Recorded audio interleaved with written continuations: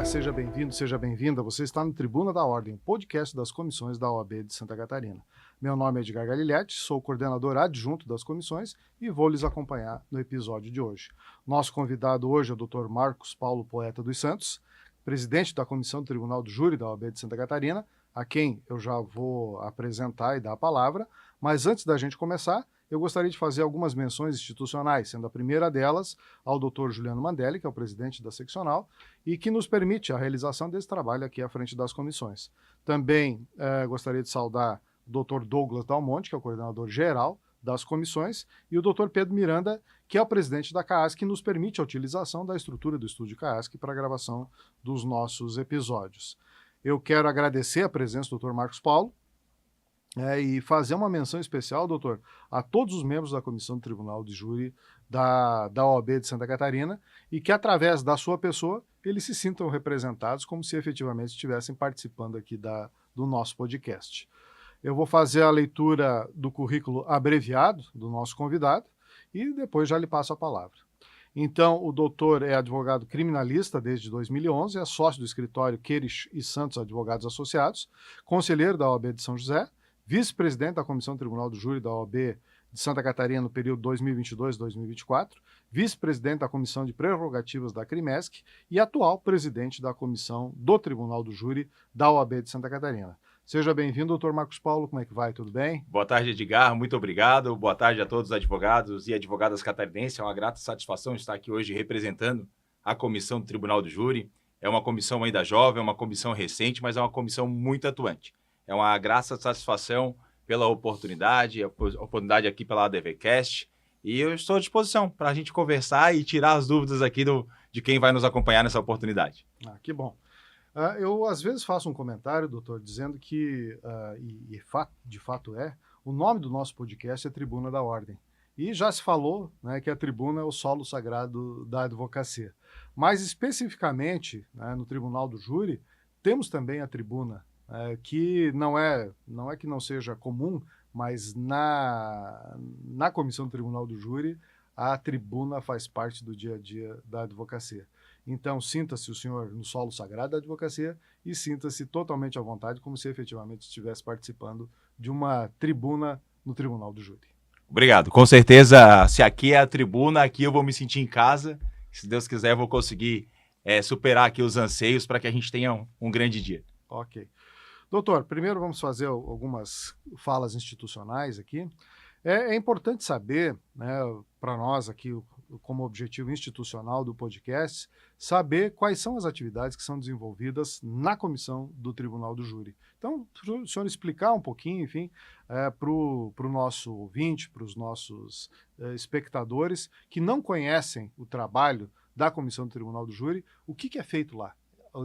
Como é que são as suas reuniões e quais são os assuntos tratados nessas reuniões. Edgar, obrigado pela oportunidade da pergunta. Eu sempre digo que nesse sistema OAB eu participo das comissões desde 2011 e não participei apenas de comissões afetas ao direito penal. Eu já participei de sociedade de advocacia, participei de outras áreas também do direito e sempre procurei, obviamente, com o tempo me especializar e, como eu disse, a Comissão do Tribunal de Júri, ela é uma comissão ainda jovem, ela surgiu em 2020. Nosso primeiro presidente foi o doutor Matheus Mena, mas é uma comissão que, ainda que seja jovem, por justamente trazer a tribuna, trazer o Tribunal de Júri, que é os advogados em si, né, a faculdade hoje com os júris simulados, isso está muito em alta, sempre esteve em alta, né? Qual advogado não sonha em participar do Tribunal do Júri? Antigamente eu sempre comentava, um advogado, naturalmente, ele se sente advogado no Tribunal do Júri. E participando das comissões, eu tive essa grata satisfação de assumir esse compromisso em relação à Comissão do Tribunal do Júri. E, como eu disse, é uma comissão que ainda engatinha em relação a tantas outras comissões que já estão há anos trabalhando. Então, o sistema OAB nos proporcionou, a comissão, e me proporcionou, quando nós assumimos ano passado, a fazer uma gestão detalhada, com reuniões mensais, programadas, com projetos e, sinceramente, com uma interação muito grande com os advogados catarinenses. Ainda que seja uma comissão jovem, nossa média de advogados catarinenses que procuram a Comissão do Tribunal de Júri numa reunião é uma média de 30 advogados para mais. realmente não tem uma comissão, não é vamos dizer, ela não tem o protagonismo da advocacia criminal, não é a comissão hoje, vamos dizer, protagonista do sistema da OAB, mas é uma comissão que realmente os advogados, por ter toda essa situação envolvendo o Tribunal do Júri, atrai. E não atrai apenas o jovem advogado, atrai o advogado mais experiente, atrai o advogado que já está há alguns anos galgando os passos na advocacia criminal e ele quer iniciar o Tribunal do Júri, ele quer uma nova oportunidade, mesmo dentro da advocacia criminal, porque eu digo que a advocacia criminal hoje ela está setorizada e não mais apenas por áreas, né? Penal, civil, trabalhista, e no criminal é setorizada também aqueles advogados que atuam na esfera criminal só no tráfico de drogas, hoje só no Tribunal de Júri, na tribuna. Então, vários advogados procuram a comissão e tem uma interação muito legal. E isso fez com que no ano de 2025 a gente não ficasse só em reuniões discutindo muitas vezes alguns problemas que existem, obviamente, mas nós possuímos um Estado que está muito avançado, penso eu, em relação ao trabalho que o Tribunal de Justiça, a OAB, tem nos proporcionado. O tribunal tem realmente, e a OAB garantido uma estrutura para o advogado trabalhar, que foi um ano que o trabalho da comissão foi de expandir conhecimento. Nós trouxemos profissionais da advocacia, profissionais experientes, colegas advogados, peritos judiciais. Nós trouxemos peritos judiciais que, inclusive, são advogados e atuam na advocacia criminal, mas como também peritos que não são advogados, para trazer a experiência da perícia, de novas provas que vêm sendo introduzidas nesse modelo, né, de processual, enfim, que é o rito do Tribunal de Júri, e fizemos um ano de muito aprendizado.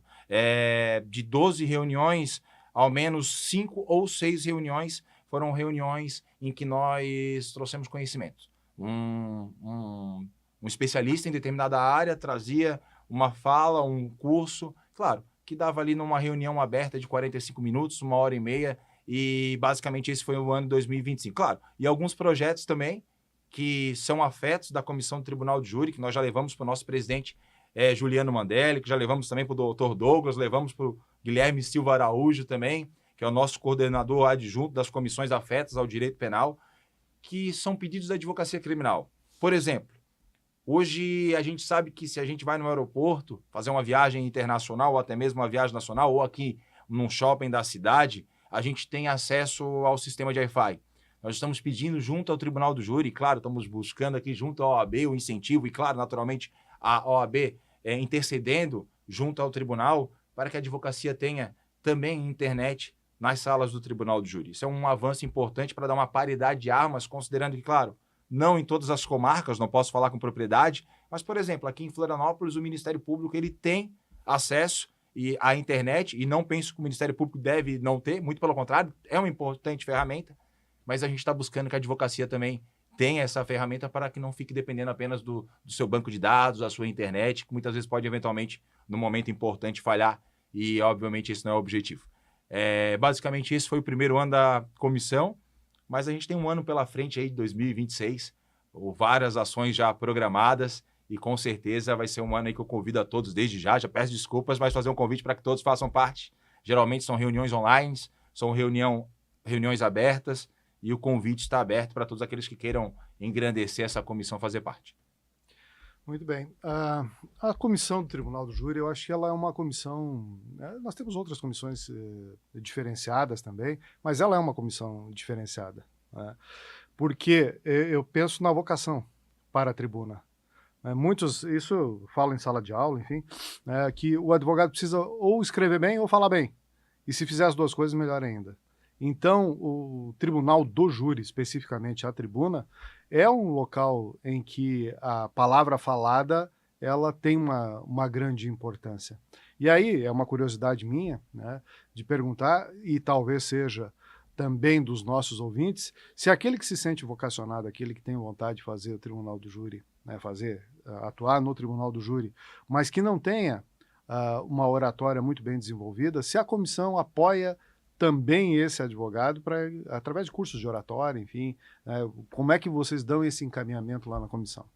Professor Edgar, veja que eu vou anotar, que já vai ficar como uma sugestão, uma pauta para que a gente traga sempre profissionais justamente para isso. A gente, nas reuniões que nós tivemos, os jovens advogados, principalmente, sempre trazem sugestões. Uma das sugestões que foram trazidas pelos nossos jovens advogados, e até mesmo os advogados experientes, mas que querem atuar no tribunal de júri, e que está muito em alta, é essa discussão de perícia, essa discussão sobre as provas digitais, e até mesmo porque a gente vive num momento em que as mídias sociais influenciam muito não só o julgamento, mas naturalmente como a comunidade jurídica, os advogados, os jovens advogados, eles estão se portando e há uma tendência de que seja seguido aquele modo de comportamento. Então, em relação à oratória, a gente, particularmente no primeiro ano, admito que nós não trabalhamos isso, mas com certeza é vocação. Penso que todo advogado, se conhecer o processo, conhecendo o processo, eu sempre digo, né, eu não faço um tribunal de júri sem conhecer o processo na sua íntegra. Se o advogado pegar o processo, ele entender o processo, ele tiver a sua tese, ele confiar na sua tese, óbvio, e com aquilo ele construa uma linha de defesa técnica, seja ela de oratória ou técnicas de realmente de como conversar, de como apresentar aquela tese, vai levar o cliente dele à absolvição. Nesses anos que eu tenho trabalhado, eu iniciei minha advocacia em 2011, eu sempre me surpreendo com o tribunal de júri. Eu sempre gosto de dizer, não há júri perdido, não há efetivamente júri perdido. Eu já vi casos que algumas pessoas me procuraram e elas traziam uma história como um júri perdido. E realmente, com toda a convicção, não há júri perdido. Há sempre uma possibilidade de bom trabalho, do advogado mostrar que ele conhece realmente o processo e através da oratória, da retórica e principalmente da verdade processual, da verdade dos autos, alcançar a absolvição do cliente dele. Por mais que em determinado momento, da forma como você leia aquele processo, dê a entender que aquela pessoa esteja já condenada. Mas às vezes uma releitura sobre uma nova ótica pode realmente trazer uma realidade processual totalmente diferente. E é isso que eu diria para todo advogado que queira advogar, né, no tribunal de júri. Se dedicar e, obviamente, estar junto aos advogados. Se aprendendo com os advogados, se incluindo, realmente participando do sistema OAB, da comissão, ou conversando com outro advogado. Toda conversa é válida. A parte técnica é importante, é extremamente importante, mas desenvolver a oratória, desenvolver a boa discussão, desenvolver a retórica e, principalmente, extrair de uma boa conversa argumentos sólidos para te replicar, com certeza vai possibilitar, desde que você esteja ali num local com tribunos, extrair bons argumentos para que tu possa retribuir isso aí futuramente em prol do seu cliente, em prol da sua história. Eu lhe fiz essa pergunta porque a minha paixão pelo júri, vamos dizer assim, ela começou na universidade. Quando eu era aluno ainda, eu participei do júri simulado. Só que, na época, eu atuei como membro do Ministério Público e ali já foi a primeira experiência para me mostrar que eu não queria atuar daquele lado, né? Eu gostaria de fazer a defesa mesmo, né? E eu concordo com o senhor, eu acho que não existe júri ganho, não existe júri perdido. Por quê? Porque a lógica da tribuna é uma lógica diferente. Eu comecei perguntando sobre a questão da oratória, mas talvez devesse ter começado perguntando sobre o raciocínio. Porque a lógica na tribuna me parece que é uma lógica diferente. Primeiro porque os argumentos técnicos eles são importantes, e o senhor me corrija se eu estiver errado, até um certo ponto na tribuna. Eles são importantes talvez para não haver uma pronúncia, enfim, algum ponto. Mas na tribuna em si, o que pesa mais, e isso que eu queria discutir com o senhor, como é que o senhor considera que o jurado, que é alguém que não tem formação profissional jurídica, ele encara os fatos, né? O que realmente convence o jurado? Edgar, mais uma excelente pergunta e um desafio responder. Eu sempre comento nos meus júris e eu quero colocar isso da seguinte forma. Eu sempre digo para os jurados, eu chego em casa e eu faço um exercício pensando como tal jurado decidiu e o porquê ele decidiu daquele jeito. Eu tento fazer uma leitura, isso porque eu sempre fico com uma conexão muito grande com o jurado, seja durante o júri e até mesmo quando acaba o júri. Eu fico com essa conexão, eu tenho essa necessidade de perguntar, eu tenho aquela necessidade de acabar o júri, cumprimentar o jurado, perguntar o que ele achou, ter um feedback dele para realmente conseguir extrair a informação da onde eventualmente eu falhei ou até mesmo aonde eu acertei. E esses anos todos, o que eu posso reafirmar é que os nossos jurados eles são extremamente inteligentes. Nós vivemos num momento em que a informação ela é disseminada de uma forma tão ampla, tão grande, em que os jurados eles são pessoas extremamente conscientes, cientes e por dentro do processo. Eu tento falar isso para os jurados. Inclusive, uma das minhas falas no tribunal se eu fosse jurado, uma coisa que eu ia perguntar eu entendi o que eu estou fazendo aqui? O que eu estou fazendo aqui? Qual que é a denúncia? Qual que é a acusação? Quem que é o réu? Quem que é a vítima? Porque diversas vezes, e com todo respeito à atuação adversa, mas muitas vezes a gente assiste aquela primeira fase de atuação, obviamente, do órgão de acusação, e você muitas vezes não consegue entender quem é a vítima. Quem que é a vítima daquele processo? Quem que é a pessoa que morreu e o porquê que ela morreu? E o advogado, quando ele entra nesse ritmo de discussão, ele não pode se deixar perder pela paixão. E a paixão, muitas vezes, do combate, a paixão de olhar para o promotor, e é natural você querer rebater os pontos, mas às vezes os pontos que ele está te trazendo, inclusive, está fugindo da lógica do processo. Você tem que chamar o jurado para a realidade e mostrar para ele que nós vivemos, obviamente, no Brasil, e se o júri foi aqui em Florianópolis, e quem mora aqui nessa ilha, e o jurado é um cidadão local, por exemplo, ele conhece o Morro da Serrinha, ele sabe subir a Serrinha, ele desce lá na Mauro Ramos, ele sabe se ele subir o Morro do Horácio, ele vai sair lá no Shopping Beira-Mar ou até mesmo lá no centro, e ele sabe como é que funciona a realidade desses locais. Não vou entrar no mérito se é seguro, se não é seguro, como é que funciona, mas não dá. E aí que está a grande jogada para o advogado criminalista, o tribuno do júri, é que aquela realidade processual, muitas vezes maquiada, seja verdade. A verdade ela é absoluta, é a verdade. Você conversar com o povo, você trazer para o povo aquela verdade. Olha, eu conheço esse lugar, eu subo para fugir de uma fila, ou eu estudei em determinado colégio, eu conheço esse local, trazer propriedade e verdade, você sai desse campo. Como um outro exemplo, e me desculpa a resposta um pouco grande, né? Muitas vezes há um debate sobre o crime organizado e da forma como é colocado nos processos. E claro, o crime organizado ele não é bom, obviamente, porque o nome diz crime organizado, ele é tipificado penalmente, ele não é bom. Mas o crime organizado, infelizmente, enfim, está na sociedade. Hoje, todo cidadão que abre um jornal, ou abre uma rede social, ou um elemento de informativo, ele tem as informações mínimas de como funciona o crime organizado ali, que a própria mídia traz para ele, como um morador local. Um cidadão que mora em determinada localidade, infelizmente, independente dele fazer parte do crime organizado ou não fazer, se ele concorda ou não concorda, ele sabe que, infelizmente, dentro daquele espaço que ele vive, como é que funcionam as regras. Então, muitas vezes, o advogado, e eu faço esse convite, eu faço isso no meu júri, né? Eu convido os jurados a pensar realmente como a parte. Realmente sair daquele campo que o Ministério Público muitas vezes quer colocar, que seria talvez o mundo ideal, e reconhecer que nós não moramos no mundo real, trabalharmos com a verdade e buscar uma solução jurídica para aquele caso em específico com realidade. Realmente com realidade. Isso, com certeza, no meu ponto de vista, é o que me aproxima, quando dá certo, da absolvição. Basicamente, seria essa a minha resposta, Edgar. E tem um outro ponto importante no Tribunal do Júri, que, com algumas limitações, né, mas há uma certa liberdade para a escolha dos jurados.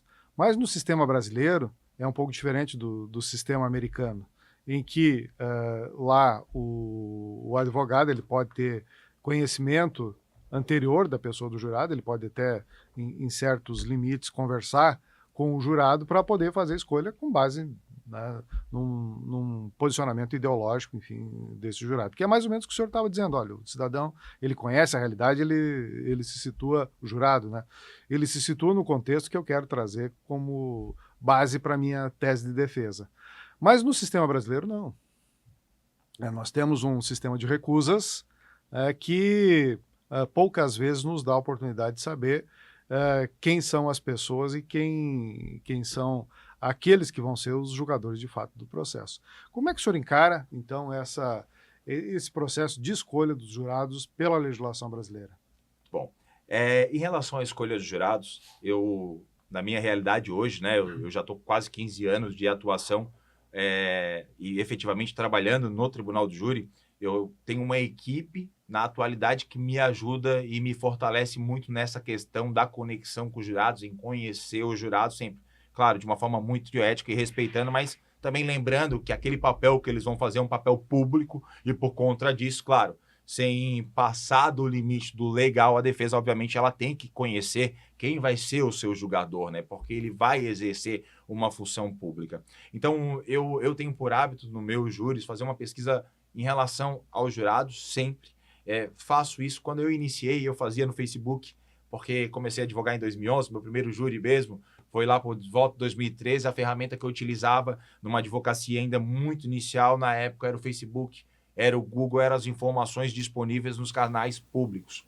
Hoje em dia, o advogado ele tem outros meios de informações. Hoje a própria lei, né, ela traz muita informação que é pública, que contribui muito para que o advogado conheça quem é aquele cidadão que vai julgar o processo do seu cliente. Até nas reuniões da Comissão do Tribunal do Júri, recentemente, uma das últimas, teve um grande advogado que faz parte da comissão que trouxe um ensinamento muito importante. Olha, um jurado, aquele que você pesquisa, né, nos meios disponíveis públicos hoje, seja Instagram, Facebook, rede social, enfim, nas informações que a pessoa disponibiliza, já é informações básicas para que tu vá, né, até a tribuna, até o dia do julgamento ali, já com algum material sobre as pessoas que eventualmente tu vai escolher para que julguem ali o teu cliente nessas possibilidades.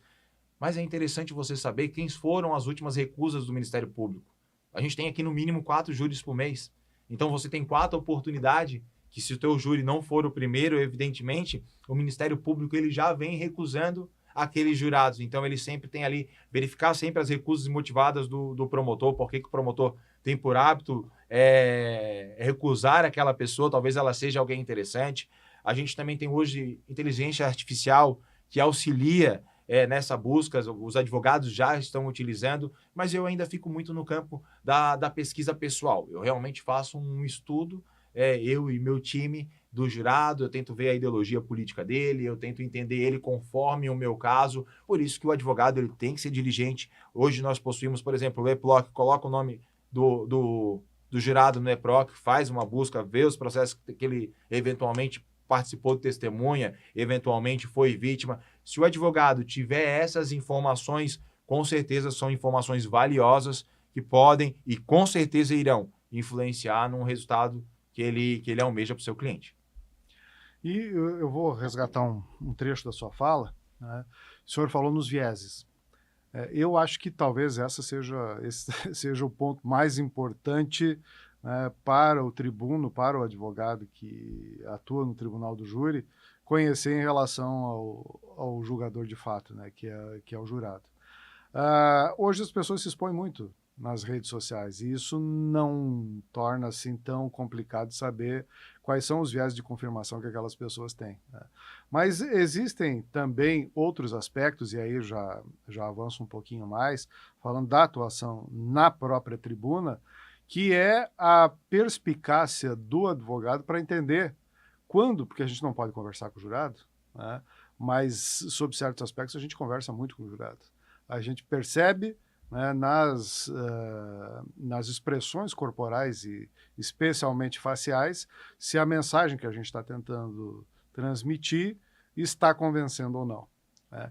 E como é que o senhor trabalha, então, como tribuno já bastante calejado nessa atividade do Tribunal do Júri, como é que o senhor trabalha essa questão dos vieses cognitivos e essa comunicação silenciosa com o jurado? Edgar, eu acredito que a empatia é algo totalmente muito importante para o tribuno. Todos os meus júris eu faço com muita empatia. Empatia a todas as partes processuais. Empatia ao jurado, empatia ao magistrado, empatia ao promotor, empatia à situação do réu e, com certeza, e talvez principal, empatia à vítima.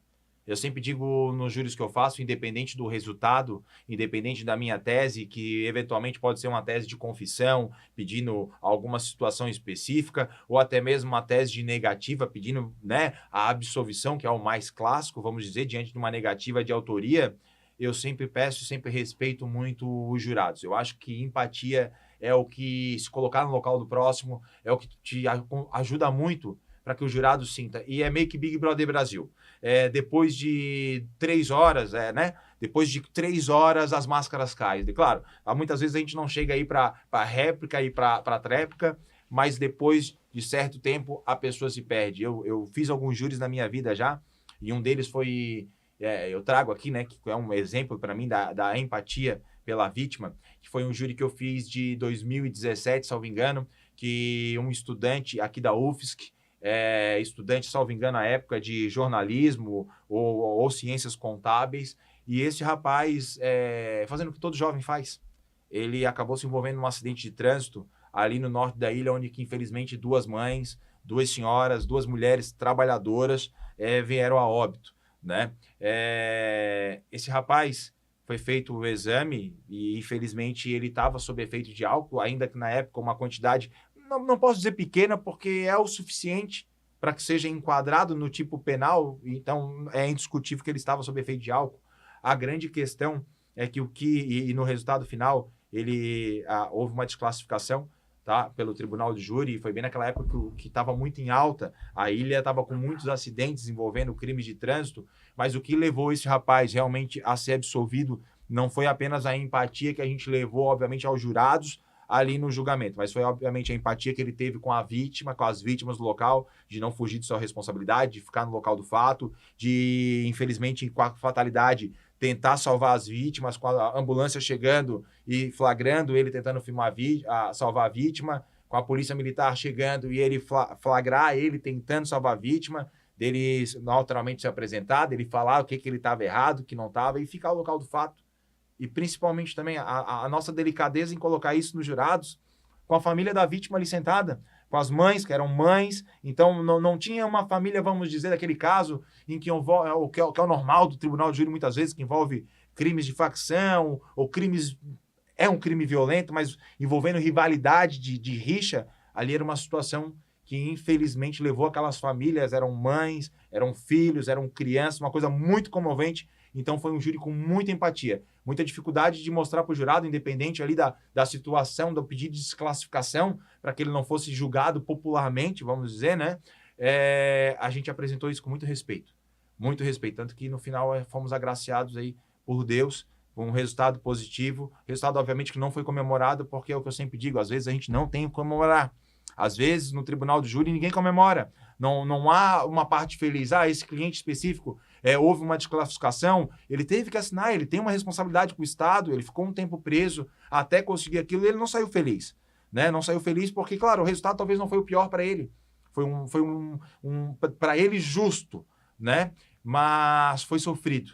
Então a empatia é muito importante, o advogado ele respeitar muito todas as partes processuais, todas as partes, o cidadão ele entender que, olha só, a beleza do espaço público, né, a beleza daquele julgamento, eu sempre digo, é um julgamento que é realizado bem iluminado, com ar-condicionado, ao meio-dia, geralmente, a gente tem um almoço, aquele almoço é servido para o advogado, é servido para o magistrado, é servido para a população que vai julgar, existe toda uma estrutura para julgar num estado que falta tanto, então a gente tem que ter um comprometimento muito grande, para que seja efetivamente um grande julgamento. E que ninguém, independente da sua versão, independente se é negativa ou confissão, desrespeite qualquer uma das partes processuais. É isso que a gente sempre busca muito no tribunal, é isso que, obviamente, que a gente leva para a comissão também, é isso que o tribunal do júri, no meu respeitoso entendimento, significa. Muito respeito e empatia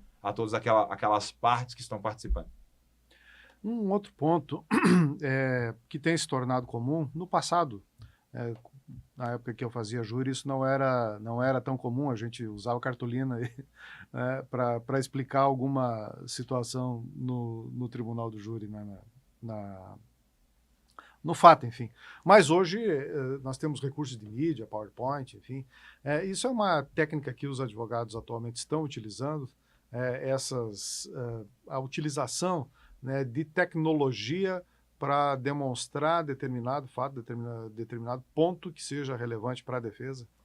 Professor, durante a sessão do tribunal? Professor, estão usando muito. E estão certíssimos. mas eu também gosto exatamente do seu modo.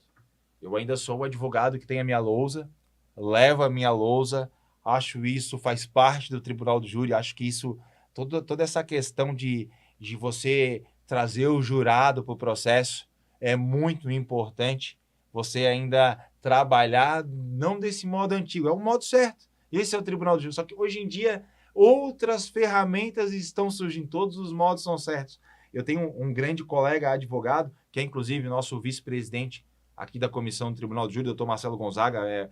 Aproveito desde já para mandar um grande abraço para o doutor Marcelo. O doutor Marcelo é advogado. Eu comecei a advogar em 2011 e quando eu comecei a advogar, passou mais ou menos uns 8 meses, um ano ali em 2012, o doutor Marcelo Gonzaga me liga para me pedir um subestabelecimento. Eu sempre conto isso para ele.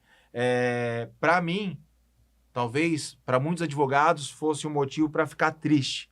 Para mim foi um motivo de extrema satisfação. Eu vi um advogado da envergadura dele, um grande advogado, pedindo subestabelecimento. Por mais que eu estivesse entregando subestabelecimento, eu vi, opa, estou no caminho certo. Esse é mais ou menos o caminho. A gente aprende que muitas vezes o cliente ele não converge com as ideias, naturalmente troca de advogado, mas é sempre um aprendizado, né? Você vê esses grandes advogados. E o doutor Marcelo Gonzaga, ele é um advogado que usa lousa.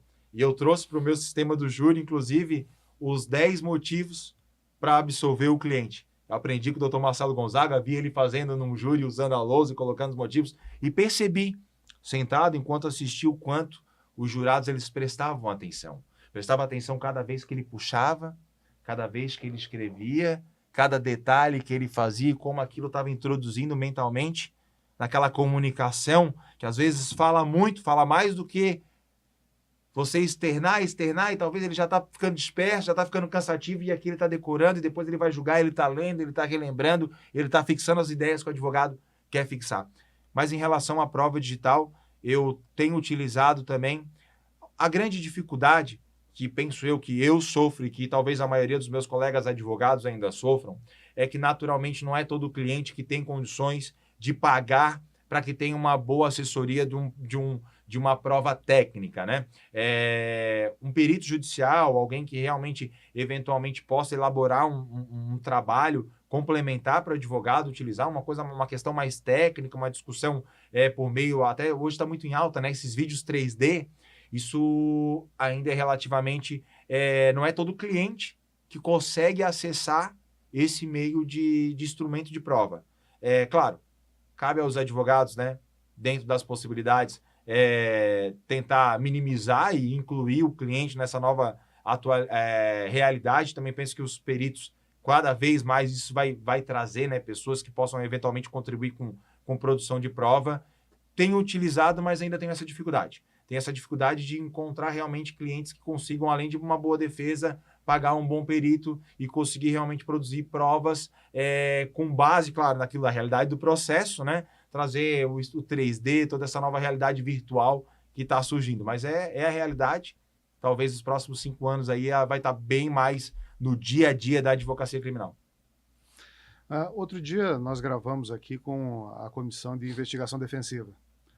E isso me traz, o senhor estava falando, eu estava lembrando agora, é um ponto importante do Tribunal do Júri, porque também, né, o trabalho do advogado fazendo a sua investigação para elucidar os fatos, enfim, em colaboração com a polícia, enfim, isso às vezes traz uma perspectiva diferente para aquilo que vai ser alegado na tribuna. E na minha experiência, isso que eu queria dividir com o senhor, se o advogado tiver esse conhecimento desde o início das investigações, né, para depois fazer a parte da tribuna, é uma coisa... a tribuna fica muito mais fácil, porque você teve todo esse conhecimento. No entanto, um problema que eu já enfrentei, o senhor falou em subestabelecimento, né, era de, em certos casos, em certos processos, advogados que fazem apenas a parte instrutória e, quando chega na parte para fazer a tribuna, eles não fazem, né? Então, mais de uma vez eu fiz júris em que outro colega fez a instrução e eu fiz apenas a tribuna, né? Isso deve acontecer com o senhor também? Muito. Né? E tem diferença? Muita. Né? E da sua percepção, né, como é que seria o júri ideal? Levando em conta esse ponto específico. Né?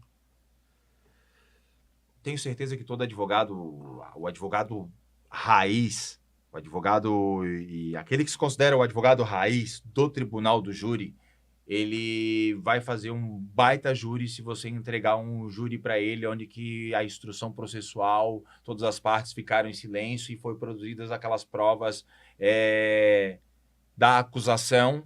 Talvez as defesas não foram ouvidas ainda e você vai para o tribunal do júri com a possibilidade de você fazer a oitiva. Isso acontece muito, você receber um processo muito cru assim no tribunal do júri. Isso acontece muito. Nesses casos, o advogado raiz e o advogado que não se considera raiz, ele vai ter que dar um jeito. Né? Por que ele vai ter que dar um jeito? Já aconteceu comigo, por exemplo, e é o exemplo do colega, a questão do artigo 226. Né? Passou a fase antes da pronúncia, não foi alegado, nós já vamos para o tribunal do júri, já passou a hora de alegar tecnicamente, você pode até alegar para o jurado, você pode até constar em ata, mas olha a dificuldade do jurado interpretar e entender isso. Essa é a grande arte da advocacia. Por anos, não apenas eu, mas eu percebi que alguns colegas estavam usando o Fantástico fez uma matéria especificamente sobre o 226, em que pessoas foram colocadas, teve toda uma interpretação, não sei se o doutor viu, e no final a maioria das pessoas indicaram um cidadão errado, mostrando em rede nacional como essas informações elas são falhas, né? Veja também casos que eu já atuei, por exemplo, assim, em que na fase policial, a autoridade policial consegue uma câmera com todo respeito à autoridade policial, citando a autoridade policial, mas é um exemplo na prática para a gente compreender a situação na prática, né?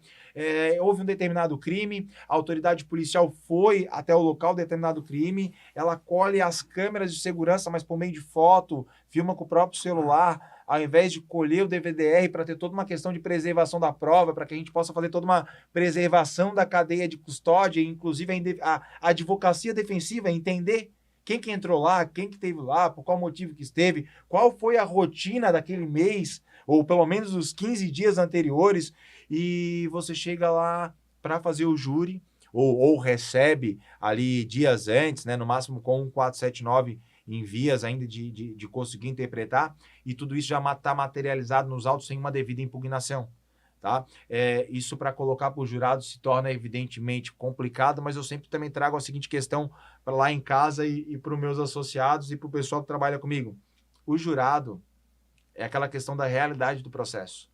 Se teve uma falha técnica, respeitando os limites da autoridade policial, respeitando os limites da atuação do órgão de acusação ou de investigativo, a gente precisa mostrar isso para o jurado, o quanto essas provas foram prejudiciais e enquanto aquela dúvida deve favorecer ao réu, porque ali no júri o que vale realmente ainda é a presunção de inocência do réu. Né? E trazer essa questão. Eu sempre termino meus júris dizendo para os jurados, uma questão também que eu aprendi fazendo júri, que é a seguinte, uma certa vez eu terminei um júri e a jurada veio e me perguntou, olha, doutor, eu queria que tivesse o talvez, porque fica muito nessa questão de sim, não, e eu fiquei na dúvida, eu queria que tivesse talvez. Falei para ela, me desculpa, mas então eu fiquei 1h30 falando para a senhora e a senhora não compreendeu, a falha com certeza foi minha, que o seu talvez é ou não. É o que ele deve sim ser absolvido, porque a presunção é para o réu, a presunção deve ser voltada ao réu. E uma prova técnica dessa que deixa a dúvida, claro, a gente deve apontar nos autos, deve fazer a insurgência, deve pedir para o magistrado consignar em ata, independente do júri ser gravado, porque se for consignado em ata, é o que eu sempre digo, não existe júri perdido, não existe processo perdido. Você vai até o final, você vai até o STF, você vai discutir, você vai depois com habeas corpus substitutivo, ou você vai com uma revisão criminal, a história passou 5 anos condenado, você pega muitas vezes um outro advogado, ou até mesmo o teu advogado, e vai rediscutir a situação da interpretação jurisprudencial 5 anos depois pode ser favorável. Uma prova que eventualmente lá atrás não era considerada nula ou que se entendia que no tribunal já tinha precluído, e nesse caso que nós estamos falando, tecnicamente precluiu o momento oportuno, mas o advogado constou em ata no júri, há um prejuízo, isso pode virar, e talvez, infelizmente não imediato, mas depois de alguns anos, uma nulidade, pode reconhecer aí uma situação processual, ao menos mais favorável para o cliente. Então é isso, o advogado ele realmente ele tem que se virar, ele tem que fazer milagres, e eu acho que é isso, o tribunal de júri convida o advogado para isso, e o advogado ele tem que se envolver para realmente fazer uma boa defesa. Eu venho, assim, não faz tanto tempo assim, do jeito que eu estou falando, parece que faz 200 anos, né? Mas é que evoluiu muito, né? O tribunal do júri em pouco tempo. E eu lembro quando eu fiz o primeiro júri, fomos 3 advogados, 2 advogados que participaram comigo eram OAB 3 dígitos, né? E quando eu falo OAB 3 dígitos, dá para entender que, né, um deles já faleceu, o outro ainda vivo, né? Mas eram advogados antigos, tribunos, o senhor usou a expressão aqui, tribuno raiz mesmo, né? E eu falei no meio. E isso foi importante, o primeiro júri, porque tudo aquilo que eu treinei em casa, tudo aquilo que eu treinei na frente do espelho, eu cheguei na tribuna e não falei absolutamente nada daquilo que eu tinha treinado. Então, eu acho que a tribuna tem esse aspecto também, né? E o que eu queria pedir para o senhor, então, agora, nesse momento, falando como presidente de comissão, né, e como um advogado já experiente, tarimbado, nas lides do Tribunal do Júri, que conselho o senhor daria para o advogado que está nos ouvindo e que vai fazer o primeiro júri semana que vem? Quando eu iniciei minha advocacia lá em 2011, eu procurei ingressar aqui na OAB e fazer parte das comissões. A primeira comissão que eu fiz parte foi a Comissão de Assuntos Prisionais, e na época o presidente era o Dr. João Moacir, advogado criminalista, um grande advogado criminalista, um advogado raiz aqui de Florianópolis. O grande conselho que eu dou para todo advogado é procurar os colegas advogados que sejam colegas experientes, para que nessa primeira oportunidade você tente fazer com um colega essa responsabilidade. Claro, isso não quer dizer que o advogado que vai na primeira oportunidade fazer um júri, eu tenho um júri marcado para a semana que vem, não quer dizer que ele não possa fazer sozinho. Se você se sente preparado, se você conhece o processo, com certeza você pode fazer sozinho. Eu tenho certeza que você vai ter um grande resultado por conta da sua capacidade, principalmente se você se sente capaz, você é capaz. Agora, claro, o advogado e nós somos muito inclusivos. O meu primeiro júri foi com o Dr. Tinoco, que é outro grande advogado aqui de Florianópolis, e uma situação que eu conversei com o Dr. Tinoco e ele estava no meu lado. Outro júri, o Dr. João Moacir também, que foi não foi o primeiro, foi o segundo júri, eu fiz com ele. Então é procurar advogados experientes, fazer parte das comissões, seja ela a comissão do Tribunal do Júri ou as demais comissões afetas ao direito penal, porque nessas comissões, se você não tem, muitas vezes, vamos dizer, um pai, uma mãe, ou um irmão, ou alguém próximo que atue no Tribunal de Júri, que pode te fornecer alguém que pelo menos vai te dar uma instrução. A minha esposa, a doutora Natália Poeta, é advogada criminalista também, e eu fiz essa mesma pergunta para ela, de forma diferente, alguns anos atrás, falei, amor, primeiro processo que você fez, e o primeiro processo dela, foi um processo que, particularmente, assim, de muita repercussão, que em 2013 teve aqueles primeiros ataques de uma facção com predominância aqui em Santa Catarina, que surgiu dos ônibus, e, infelizmente, a esposa de um policial penal, à época, foi vítima, né, de um disparo fatal, de uma suposta emboscada, enfim, eu não estou muito por dentro do processo, mas bem da verdade que ela foi nomeada como advogada nativa para fazer esse júri. E naquela oportunidade, a doutora Natália, ela procurou nada mais, nada menos que uma amiga da faculdade também de Direito, que era filha do doutor Francisco Ferreira Filho, que é um outro grande advogado, um advogado atuante aqui em Santa Catarina, um advogado, inclusive, que eu assisti fazendo júri, me espelho muito nele na forma de condução, e ela recebeu um script. Depois, até assistindo aqui uma palestra dele aqui na OAB, ele comentou novamente que ele tem um script, né? Então, cada advogado, ele tem a sua forma de atuação. Alguns advogados, eles fazem um script, alguns advogados, eles são mais de ir até o local, interpretativos e realmente fazer o júri, mas com certeza não existe uma fórmula exata. Agora, acredito que a melhor forma de você talvez se sentir um pouco mais confortável, um pouco mais confiante, e é um fato muito importante, lida com a vida, lida com sonhos, lida com anos de cadeia, enfim, é uma responsabilidade muito grande. Eu acho que compartilhar essa responsabilidade com um colega advogado é sempre muito importante. Claro, é muito importante também que seja compartilhado com advogados experientes, porque você tem que sempre lembrar que você está marcando a sua trajetória. Então, você já tem que pensar como eu quero começar, quem eu quero ser, como eu quero ser visto. Então, na hora também de você eventualmente pensar como iniciar, é muito importante também que você faça as parcerias dentro do seu estilo, mais ou menos, de jogo. Porque Tribunal de Júri também existe um estilo de jogo, existe uma forma de atuação. Porque, obviamente, nós somos seres humanos e cada advogado tem a sua forma de fazer o Tribunal de Júri. Então, é muito importante que você procure parceiros que se alinhem com a tua forma de atuação. Isso é muito importante para que não tenha, eventualmente, divergência, né? O Tribunal de Júri ele tem que ser de uma forma una. Mas eu acho muito importante essas parcerias, e eu acho que isso engrandece o advogado, enriquece ambas as partes também, porque, além de transmitir conhecimento, que é o mais enriquecedor, também muitas vezes pode possibilitar uma parceria que seja boa para os dois lados, né? Então, dentro disso, eu acho que é o melhor, porque muitas vezes falta na faculdade, em que pese hoje as faculdades tenham muitos júris simulados, cada vez está muito mais comum júri simulado. Ano passado, nós fizemos 4 júris simulados. Foi na Unisul, na Anhanguera de São José, fizemos também na Estácio de Sá, e, salvo engano, foi feito na IES, mas o da IES eu não fui porque eu estava em júri no dia. Mas foram 4 júris simulados, a presença maciça de estudantes de direito, e o principal e o mais importante, todo mundo tem que se atualizar, porque essa gurizada, essa rapaziada que está chegando é muito boa, é muito boa. Eu tenho as filmagens do pessoal que participou dos júris simulados, e tem estudantes, a gente vê que é vocação, né? Como a advocacia, como o júri é vocação. Tinha estudantes de primeira fase que foram excelentes. Indiscutivelmente foram júris simulados que engrandeceram a todos. Aqueles que coordenaram, aqueles que fizeram parte, aqueles que estavam ali para aprender e assinar. Realmente assim, é encantador. E também a faculdade enche, né? A Unisul encheu, todas as faculdades, enfim, Estácio de Sá, IES, ou a Anhanguera foi público cheio, foi muito legal mesmo. Eu acho que o júri ainda ele desperta muito interesse nos acadêmicos, né? Eu sei, a gente faz lá na universidade, eu sou professor de processo civil hoje, então não tem nada a ver com o tribunal do júri. Quer dizer, não tem nada a ver, não, tem muito a ver também sobre certos aspectos, né, na parte técnica.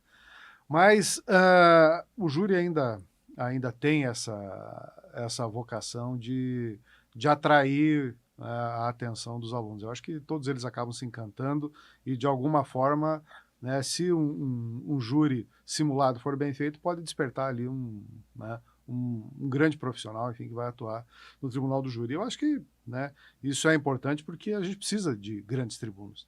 Eu tive a grata satisfação, assim, na época em que eu fazia júri, de conhecer grandes tribunos, né? E nomes assim e eram poucos nomes, então nomes que se destacavam bastante, né, nem todo mundo tinha a voz de trovão, enfim, mas realmente eram grandes advogados que tinham uma perspicácia, uma agilidade de raciocínio que é extremamente importante para o tribunal do júri. E, doutor, nós estamos falando há quase 1 hora, então, para ver como o nosso tempo passa aqui, mas tem 2 perguntas assim que eu não posso deixar de lhe fazer, sob pena depois de eu ficar me martirizando porque não as fiz. A primeira delas diz respeito, e o senhor até tocou no assunto antes, mas eu quero retomar agora, que é a questão das falsas memórias, né? O problema da testemunha ou da própria vítima que tem uma falsa memória. E isso é muito difícil de você comprovar na tribuna que aquela declaração... Não é que a testemunha tenha quisto mentir, não é isso. É outra coisa. Ela acredita que realmente isso aconteceu. E até antes da gente começar, eu mencionei que gravei um podcast com o professor Rodrigo Falks, e o professor Rodrigo Falks tem formação em neurociência também. E lá a gente discutiu nesse podcast bastante sobre a questão da falsa memória, né? Mas nos júris que o senhor já atuou, isso chegou a acontecer? Teve situações em que efetivamente a vítima ou alguma testemunha com convicção de estar dizendo a verdade, na realidade estava mentindo? Mais de uma oportunidade.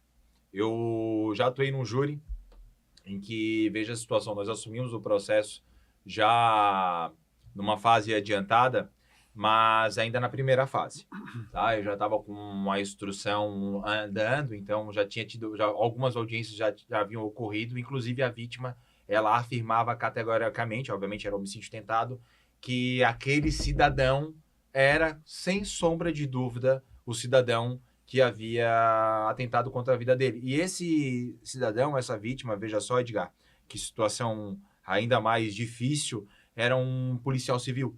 Então, era uma vítima que, primeiro, espera-se dela que ela tenha um certo conhecimento, talvez até ilusório, né? Mas é natural que a gente imagine que talvez um policial civil seja mais preparado para fazer um reconhecimento que um cidadão comum. Talvez por ele já estar, de certa forma, ligado a atividades policiais, enfim. Aí eu penso como senso comum, né? Eu espero que eu não esteja errado. Mas esse policial, ele foi ouvido e nessa fase eu não estava ainda, só para deixar claro, essa vítima, né? Ele é ouvido e ele insiste que o réu é o cidadão que ele reconhece, ele deixa claro que, inclusive, ele já conhecia o réu e, enfim, que era o cidadão. Eu entro no processo, eu vou conversar com o meu cliente e o meu cliente até então nem me adverte da situação.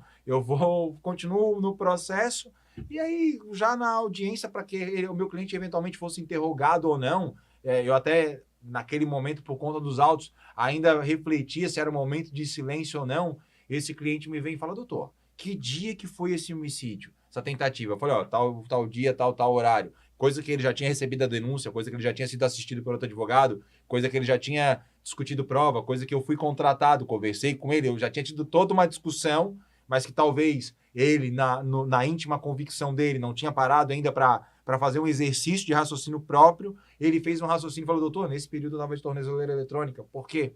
Ele respondia a um outro processo criminal também, que eu não era o advogado também, porque ele tinha tido um advogado que defendeu ele no processo, estava nesse segundo. Houve um conflito, a gente sabe como é comum. Houve também uma questão dele procurar um advogado especialista no rito do tribunal de júri, até porque ele estava preocupado que ele eventualmente fosse a júri por um crime que, ainda que ele negasse, que ele não cometesse, ele não tinha se atentado que ele tinha uma situação de, inclusive, ele estava monitorado pelo Estado. E veja só, e com a convicção de um policial civil, vítima, claro, mas que trazia, inclusive, que já conhecia o cidadão e que era com 100% de certeza, isso nós possuímos gravado, porque hoje em dia, inclusive, os reconhecimentos são gravados, o autor desse fato. Então, isso, quando eu digo por mais de uma vez, porque o que eu faço naturalmente? Essa história, eu já levei ela para o tribunal de júri, como eu levei trechos da instrução, juntei em data antes, compartilhei prova para mostrar aos jurados como o sistema é falho, como um próprio policial, alguém que naturalmente pode ser mais treinado, falha, e principalmente como aquele cidadão ali em específico, claro, talvez no júri, os jurados observando as demais provas também concluíssem pela absolvição dele, né, que o magistrado reconheceu isso, inclusive ele não chegou a ser pronunciado, mas nós estávamos numa situação muito próxima dele ficar à mercê da própria sorte, né, com uma vítima apontando que era o cidadão, quando ele realmente não poderia nem estar ali, porque ele estava sendo monitorado o tempo todo. Então, o advogado ele tem que saber utilizar e trabalhar com isso, mas isso, infelizmente, é extremamente natural e comum ainda dos nossos dias a dias. E é um problema sério, né? Porque, às vezes, e muitas vezes, isso acontece no tribunal do júri. Em qualquer processo, né? Mas no tribunal do júri me parece que é um pouco mais grave, porque ali você tem, né, pelas consequências óbvias, um crime que comove a sociedade toda. Então, é uma questão que o advogado tem que ficar atento e trabalhar, né? Porque, às vezes, e conhecer saber que ela existe, né? Porque, às vezes, isso pode ser a diferença entre uma condenação e uma absolvição. É muito importante ao advogado que está ali operando mostrar isso para o jurado. Essa conversa aqui que a gente está tendo é a essência ali daquela parte final ali dos últimos 10 minutos, chegar mais próximo ao jurado e explicar: olha, aqui realmente a dúvida ela tem que favorecer ao cidadão, até porque esse cidadão, claro, geralmente traz ali uma linha de raciocínio, né? Sempre trabalhou, alguém bom, enfim, trazer o algo a mais, o porquê, o da família. mas hoje você condenar alguém por um homicídio, você está dando para aquela pessoa, sinceramente, um estereótipo. Você está dizendo, olha, esse cara aqui é um homicida. Então não é, não, mas muitas vezes né? Da parte adversa, aquele argumento, cadeia não é eterna, infelizmente tal pessoa morreu, ou vai ter uma sequela sempre, o cidadão aqui vai sair, ele ainda vai ver os filhos crescer, cadeia vai reeducar, então não fiquem culpados. Não, calma. Aquele cidadão, se ele eventualmente for, né, condenado com base em uma prova falha, com base em uma dúvida, é mais do que só cumprir, só pagar. Claro, vai ser sofrido, vai ser péssimo, mas ele vai carregar pelo resto da vida dele aquele estereótipo. Ele vai ter que explicar aos filhos em casa o porquê que o pai dele tem um processo de homicídio. Todo emprego que ele pegar, eventualmente, vão questionar, né? Não que a gente possa fazer aqui qual crime é mais grave ou uma compensação de crimes, mas realmente você tirar a vida de alguém, realmente assim, o jurado ele tem na sua íntima convicção que está convencido que aquele fato ocorreu, que foi daquela forma, para que não cometa uma grave injustiça, né? Imagina você condenar alguém inocente que vai responder por anos preso por algo que não cometeu, a dificuldade dessa pessoa de encarar todo esse sistema, essa dificuldade processual, essa realidade, né, que vai passar da pessoa dele muitas vezes e de uma forma injusta. Então, realmente é um momento de fazer toda essa reflexão para que injustiças não sejam cometidas. E eu sempre digo, para que o nosso Estado também evolua. Nós possuímos um Estado extremamente evoluído e com capacidade para uma evolução ainda maior. Então, hoje, se eventualmente algum meio de prova falho, algum meio de prova duvidoso, algum meio de prova que vá te colocar numa situação delicada de ter que decidir na dúvida, talvez até pelo mal, ou que talvez tu acha que é o bem, mas olha, vou condenar a pessoa na dúvida, vou pela condenação porque o promotor pediu. Eu acho que o jurado ele não pode levar essa culpa para casa. Essa responsabilidade não é nossa como sociedade. Essa responsabilidade é do nosso Estado e muitas vezes é até dizendo não. E se for para a mídia, caiu na mídia, a mídia colocou lá, porque muitas vezes o jurado pensa, mas eu vou absolver. Isso vai... O jurado pensa.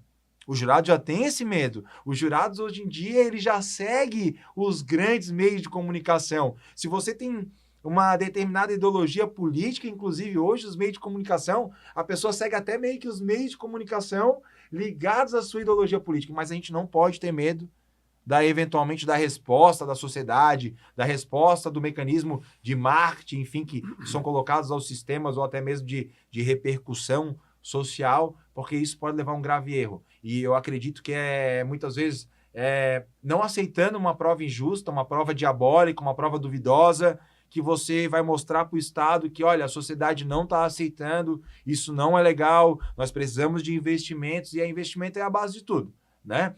Com certeza policiais melhor equipados, policiais cada vez mais treinados. Nós estamos hoje numa situação de muita realidade, né? O momento é a realidade virtual, então há necessidade que o Estado ele dê esse aparato para a polícia civil, para a polícia militar, seja até mesmo para fazer uma audiência virtual de um local seguro, de um local que respeite as garantias, que respeite o depoimento policial, para pelo menos, muitas vezes assim, na realidade de hoje, né? A gente vai fazer um processo tribunal do júri e você encontra o policial dando depoimento de dentro da viatura.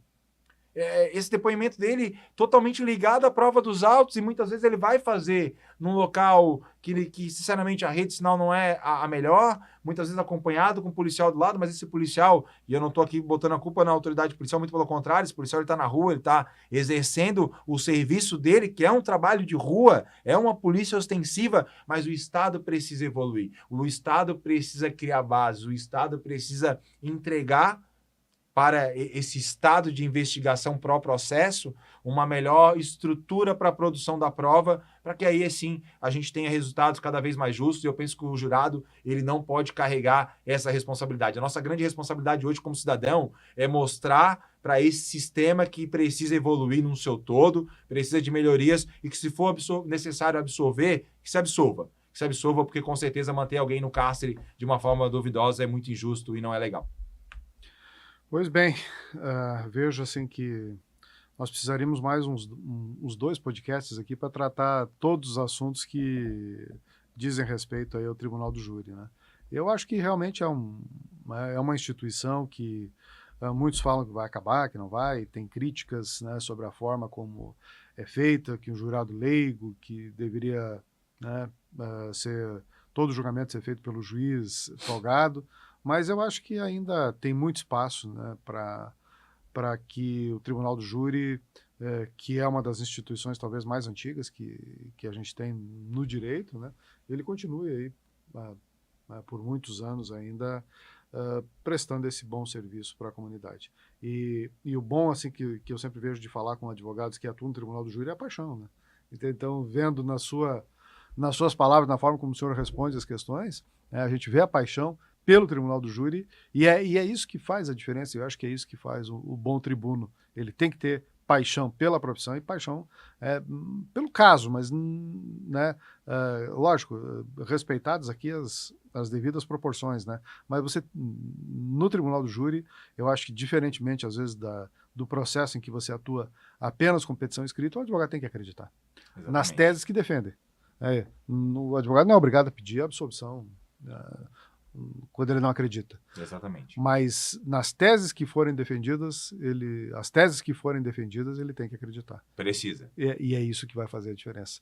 E é isso que talvez seja, né, doutor, o que vai convencer o jurado. A fé que o advogado tem na tese que está defendendo. Com certeza. Sobre o reconhecimento, eu tive uma vez que eu enfrentei um reconhecimento, vamos dizer, ilegal, e veja só, eu trago o cliente em determinado momento daquele cantinho mais próximo à defesa até os jurados, até a minha frente, peço para os jurados licença, peço ao juiz licença, mas peço também aos policiais penais, que era um réu preso, a licença para trazer, para se aproximar aos jurados. Eu botei ele no lado da televisão, aqui no centro, esse júri, com a foto supostamente da pessoa que eles apontavam que era ele aqui, e falei para os jurados, vejam a foto que convence, que é a autoridade policial que afirma, e vejam ele aqui, né? Mostrei essa realidade e os jurados acabaram absolvendo esse cliente. Mas veja que o advogado ele tem que acreditar na tese dele, independente daquela foto ali, a vítima apontar, da autoridade policial apontar, do caderno investigativo trazer outros elementos de convicção que sugeriam que aquela pessoa fosse sim aquele réu que estava sentado. É o jurado que na sua íntima convicção, assistindo ali, olhando frente a frente, que vai decidir se aquele cidadão ali é ou não. E se ele entender que não é, que se absolva. E que, inclusive, foi o que ocorreu nesse caso, absolveu, o promotor recorreu, graças a Deus, e a gente sabe que o tribunal tem anulado, não foi anulado, nem falaram que era contrário às provas e foi mantido. Mas essa é a dificuldade do advogado, é isso que o advogado tem que acreditar, acreditando na sua tese, convicto das suas convicções, mesmo com imagem, mesmo com prova, muitas vezes em contrário, o advogado pode absorver um bom resultado processual.